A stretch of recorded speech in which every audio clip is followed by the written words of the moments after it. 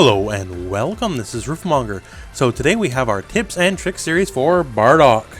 So as always, we'll be going over his moveset. I do want to talk about some of his quirks and a generalized game plan, as well as just some other nicks and knacks. So without any further ado, let's get to it.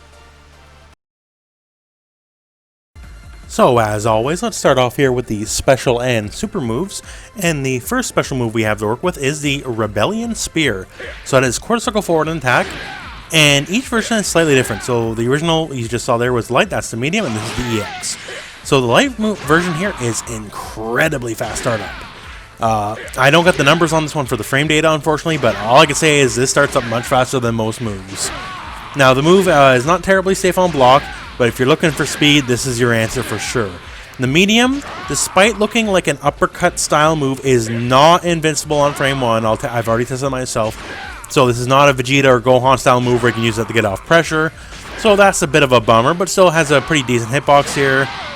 And it does, as long as you're not using it on frame 1, it can contest that airspace pretty well. Now the EX version here does have a follow-up. All you have to do is hit any other button, and this will be a side switching move. So keep that in mind. Now, some assists here will be able to catch them, the foe that is, before they hit the ground. But for a lot of characters, it's going to be a little difficult here if their assist isn't like one of the beams. As you can see there, not quite suited to hitting at full range for most of the assists, so you got to work with your team on that one. Now, all these moves are air-okay as well. The light version and the EX version are for the most part unchanged, although the EX version does slightly change with the follow-up as it brings you down. The medium version, however, is now more of a dive punch versus it being a rising punch on the ground. So in the corner, depending on what you do, actually has a couple different properties. So if you're fairly high up, it'll kind of spike the foe downwards, and if you can get them at the right angle, which, I gotta do right correctly here, there we go, you can actually get a bit of a combo follow-up. So it is really fantastic for extending his corner combo. So I actually have a corner BNB in the companion combo guide, so you can check that out. But yeah, it lets him get a lot more damage than his normal bread and butter combos mid-screen when you use the medium Rebellion Spear in the air than what he normally can get. Next up is the Raging Meteor. That is quarter circle back on one of your attack buttons, and this is basically the spin to win. This move is also air okay, although unlike the Rebellion Spear, the move is basically the same arrow ground. So each version effectively is the same basic move. Now if we just turn on damage on here, you can see, so the light version does 995, the medium version here, if you get all the hits in, does quite a bit more, and causes a slide-out knockdown. You see here, the light one does not cause a slide-out in any way, shape, or form. The medium does, however. And the EX does a bit more damage, also causes a slide-out knockdown. Now, the one difference here, because if you were just to look at it, like, we got 1265 versus 1175, the damage difference is not worth the bar, as you would think it, right? But if you are in the exceptionally long combo, the medium version of the Raging Meteor will no longer slide out. It'll give him the full chance to bounce right out like the light version will. Now for most combos, like a very basic, bread and butter style combo here, this is not really a factor, because right here you see we get our slide out. But if it's a combos any longer than that, they're going to bounce out normally. Now no matter what, the EX version always gives a slide out knockdown. Doesn't matter how long the combo preceding it is, if it connects, it'll always give you the slide out knockdown, so that's the real value and worth of that move. Because if you don't get the slide out knockdown, you're not going to get a finisher, super finisher, and maybe you don't want one or need one at that particular juncture, and that's fine. But if you are looking to end in one of the supers, you're going to need the slide out knockdown, and only the EX can provide that at the end of an exceptionally long combo. Next up here, we have the Tyrant Lancer, quarter circle forward and near special button. And this is a signature move for Bardock as far as I'm concerned. So the move in and of itself, if it hits here, he does kind of a big gut punch and he blasts you away. Now, if you say follow up with your level 1 super, yeah, it'll connect. But if you are in the corner here, you can also note here, you can get a little bit of a follow-up, as you see there. So that's pretty handy. Now, this move is also chargeable, meaning if you hold the button, the move will change. See here, he kind of stalks it up and then he goes for the gut punch. So in this scenario here, we can actually dash forward and then get our combo mid-screen. We don't even need the corner anymore. So if you hold it, you can actually get combos that is anywhere on screen, versus the regular one is really kind of corner only specific. Now, one of the fantastic things about this move is this move is in the very rare and exclusive club in Dragon Ball FighterZ anyways, is this move is advantage on block. So if you block this move, it is Bardock's turn. So if we both jab right afterwards, Bardock is going to win. So any given block string, if you make them block this, it is still Bardock's turn. So make sure to use and abuse this fact. Because, once again, plus on block moves are very rare on this game. Not many people have them. And all the people who have them, it's one of their better moves. So, on top of this being a fantastic combo move, you know, if people are trying to mash in buttons in your strings or whatever, like you'll stop for a second and you can smack them. Now, someone who has a longer range jab, like say, you know, Android 16 or something, the startup here is slow enough that he will jab you out of it, so beware of people with longer range jabs. But for someone with like little T-Rex limbs, like a Vegeta or something, they will miss, and then you'll just smack them anyways and get a combo. But yeah, just once again, this move, advantage on block, huge deal. So every time this is blocked, you can just keep attacking with impunity. Obviously, they can deflect or whatever, so you're not guaranteed to get anything, but the fact that it's still your turn after it is a very big deal. Now, on the super front, Bardock is blessed with 2 level 1. So the first one here is the Riot Javelin, and it's kind of a basic projectile here. There's nothing too fancy to it. This move is also air okay. And if you do it in the air, you can actually angle it downwards. If you hold down, you see here, he'll shoot it downwards. And if you're on the ground, if you hold up while you're doing it, he'll shoot it up. So you can kind of cover a lot of different angles with it. Now, I don't advocate tossing this out raw because, you know, you get easy vanish punish or whatever. And, you know, it's very easy to block, sure. As it's not, you know, particularly amazing, but still, it's decent. And between the 2 level 1s, it scales less than our companion level 1, say in Spirit. So in the middle of a combo, if you're only looking to burn 1 bar, this will actually do more damage overall in the combo. Now, that said, say in Spirit, so this move is actually really good. Because this is a level 1 super that is frame 1 invincible. And what this means, it's like, say, your Vegeta or Gohan uppercuts, meaning you will beat out anything. There's nothing that can hurt you in the startup of this move. So if you are a fan of Marvel vs. Capcom, this move is basically the closest thing we got to Bionic Arm. You can see here, it just works out fantastically. And on top of that, this move also allows you, for the cost of an additional bar, to toss out a Riot Javelin afterwards. So if we just hit R1 afterwards, and this is assuming basic controls, you will add an additional level 1. Now, once again, this move is air okay, and air version as well. You can toss out the additional level 1. But yeah, it's all in all fantastic move. It's very quick, and it's also a big part of getting multiple level 1 supers in the combo, which is something we'll talk about later. And his level 3, which is Revenge Assault. So as with the other 2 moves here, this level 3 is ground okay and air okay. And he just does a big old charge forward. He does, you know, a Super Saiyan Rambo impression, and he does a big blast. So in and of itself, not too much to talk about. And once again here, as you see here, it's air okay. So as with all level 3s, this move is invincible startup and does cause a true hard knockdown. Now the one value to this is mid-screen. It doesn't knock them completely away, so you can totally run forward and get them on their wake up. So in fact, as you saw right there, you can run forward and you still have the slight advantage because I did a stand jab and I still missed. So you have time to kind of set up your wake up a little bit as you run forward. Versus, you know, blasting them away full screen and not giving you opportunity to run forward. So it's a very good and a very aggressive level 3, as no matter where you are on the screen, you're going to be able to get some sort of follow-up. Now, as for his normals, so honestly, Bardock is pretty average in this regard, maybe even slightly below average.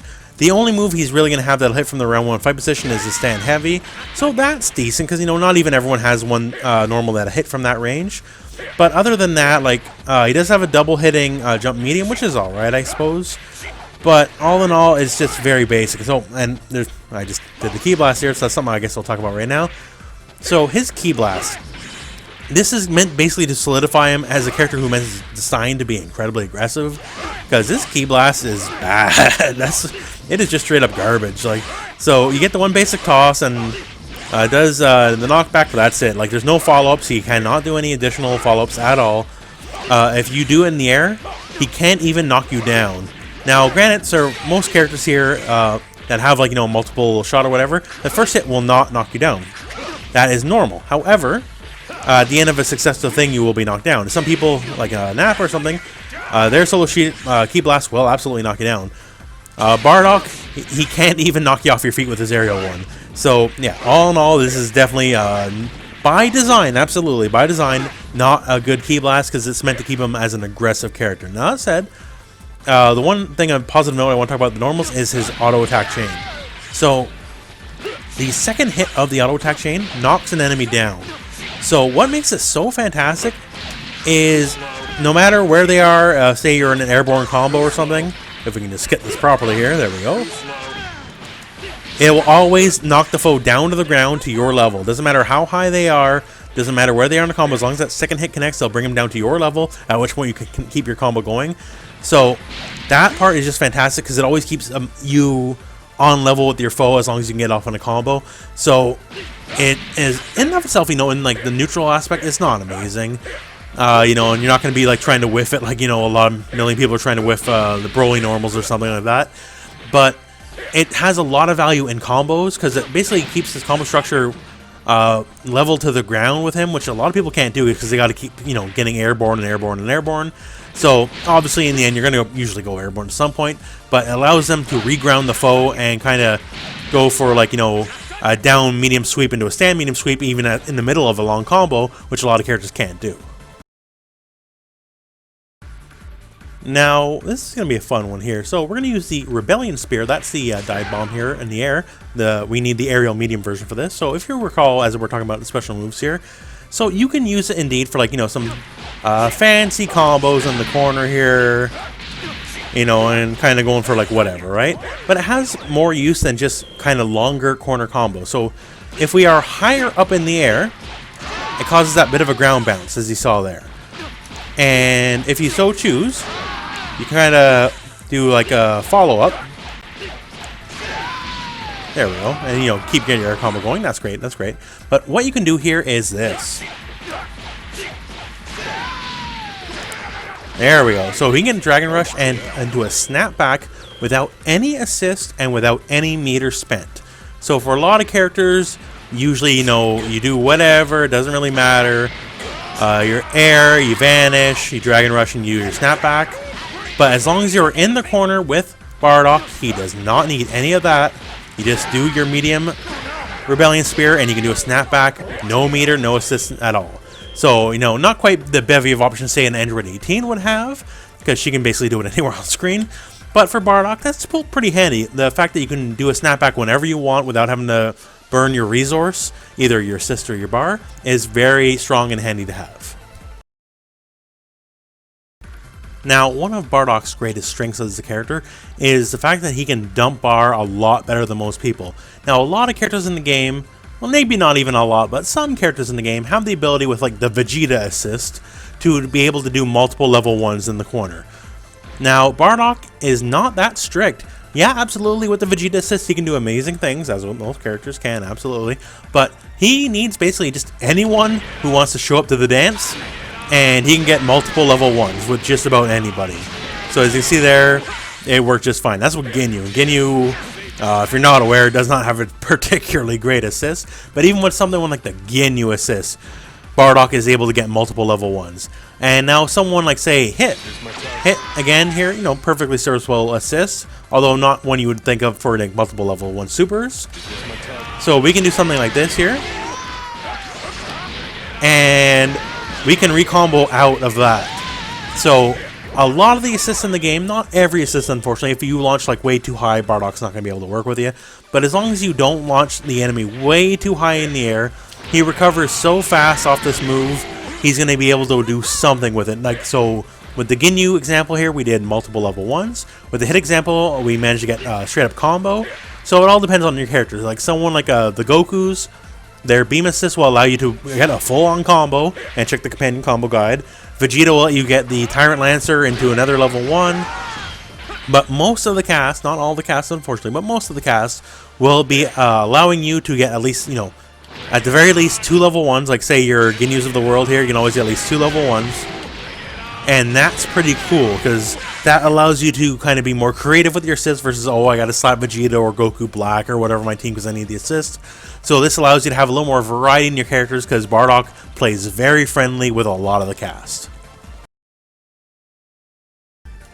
Now, as for your generalized game plan, one thing I gotta say right now is I very strongly believe that Bardock, if not point, at least should be mid, but absolutely should not be the anchor. A lot of Bardock's strengths come from the fact, like, you can, as we mentioned last segment, he can burn a lot of bar by himself in the corner. Like a very basic setup here, he can burn 3 bars by himself due to the nature of him being able to use level 1 into the other level 1, which has the 1 bar follow-up, or, you know, he can just go right into a level 3 afterwards.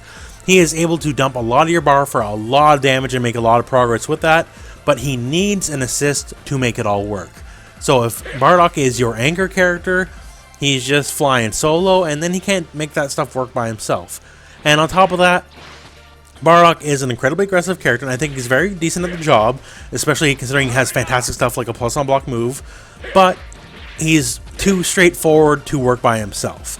So if you're dealing with your foe and all Bardock can really do is just charge in like a madman, and I suppose, you know, that's true to the form of the character, but, you know, by himself, it's not going to do much. Apparently, you know, if your foe has assist to back him up, you're just going to be running into a brick wall. So Bardock, in my opinion, probably plays best as a point, and if not point, at the very least mid, because he needs at least 1 assist to get the most value out of his supers, and just to have any kind of backup in neutral, because otherwise you're just charging in like a madman. Like, you know, this isn't deterring anyone, this isn't opening up any holes in the enemy's defense.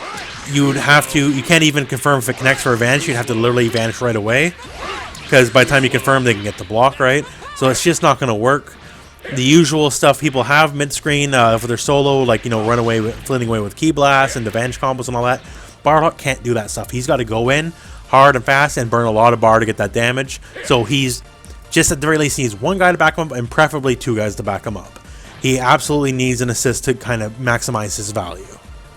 Now, this next one, maybe you could think of it a little gimmicky, I suppose, but very crucial part of the match is the opening round 1 fight position, where, you know, the fight's about to start, it says go, you got both of your assists to work with, and, you know, you're vying for position. And his Light Rebellion Spear, I have not encountered yet the move that is faster than this at the start of a fight. So if people are, you know, trying whatever move and they call their Vegeta assist or their beam to follow up immediately or whatever, the Light Rebellion Spear, at least in my matches that I've played both with and against Bardock, I have not seen anything lose to this. It is just simply faster than everything else. And then, you know, you get your assist follow-up, then you can combo after the assist, if, you know, they so choose to engage you. Because, you know, obviously if they just, like, backdash out or something and start around, you're not going to connect with anything. But in that key critical moment where the fight begins, this is move I've not seen anything beat it currently. I'm sure there is probably moves out there that will beat it, but even stuff like, you know, Android 16 armor, where he just hits stand heavy at the start, this hits him before his armor frames activate, so you can just hit him clear as day and go from there. So, incredibly quick move, to be sure. Now, if you are looking for ways to get in with Bardock, other than just the traditional way of, you know, flinging yourself at the enemy, either, you know, via normal means or via homing dash or whatever, the Rebellion Spear, now, you probably noticed by now, but it has a lot of distance it travels. And on top of that, it does travel by the air pretty decently. So one way you can work with it is, say, and we're going to use the Vegeta assist here. So if you just want in no matter what, right? All you can do is just do the air version. It doesn't particularly matter if it hits or not. That's not what you're looking for in this scenario. And just do it, toss in the Vegeta assist. And, you know, you might want to do it a bit quicker. There we go. And they're probably going to have to block it some way, shape, or form. And if not, that means you're right beside them, you start bumping them. But if not, you can just go for it, and then they got to deal with it, and they go over their head. And while they're locked down, you can deal with them, you know, with whatever manager you choose. You know, hitting buttons, maybe try for a mix-up, and maybe afterwards you go for a Dragon Rush attempt after the Vegeta assist is over. But if you're just looking for a way, and you don't care how you do it, that's a pretty decent way in, because you'll just get that forward momentum from the Rebellion Spear, because it just travels a great amount of distance, and the Vegeta assist is a fantastic way to kind of back it up.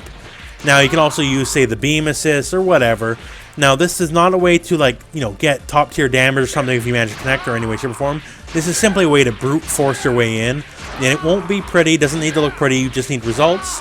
And since this move has such amazing travel distance forward, that's one way to get results.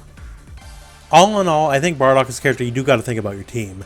So I mentioned it a bit earlier, you know, about, you know, watch your assists and all that and where you should have them on your team. But with that in mind, you know, you can't just slap them on the middle of a team of any given characters. Now, will a lot of characters work with them? Absolutely, I do believe this is the case, but If your team's like, Imagine Boone, Nap or something, Bardock's not going to get anything out of these guys. They're not going to help him much out. So you do got to think about Bardock on your team. He's not an evergreen character like you can slap on Vegeta or Cell on any team and it'll always work, right? Bardock is not that kind of character due to his incredibly straightforward game plan, which is not a bad thing. And his need and want for assists, you really got to think about your team composition. So if you slap Bardock on team, look at each character, and even if he's like mid, not even necessarily point, look at each character and say, what can they add to my game plan? Can they help me with getting multiple supers? Can they help me get in? Can they help me stay in? And that's the kind of stuff you got to be looking for when you're using Bardock.